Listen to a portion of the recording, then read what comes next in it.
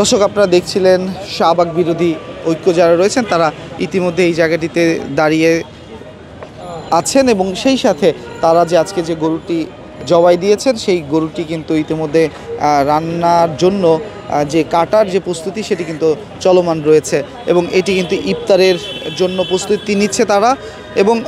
ঠিক আজকে দুপুরের পর থেকে এখানে শাহবাগ বিরোধী ঐক্যের সাথে থাকবেন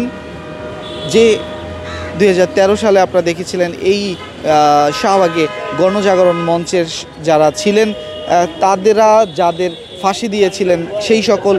পরিবারের সদস্যরা কিন্তু আজকে এই জায়গাটাতে থাকবেন এবং তারা তাদের কথাগুলো শেয়ার করবেন এমন কথা কিন্তু আমরা জানতে পেরেছি এখানে যিনি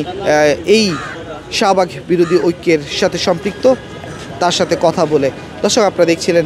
শাহবাগের জাতীয় জাদুঘরের সামনে থেকে এবং সেই জায়গার সর্বশেষ পরিস্থিতি আপনাদের মাঝে তুলে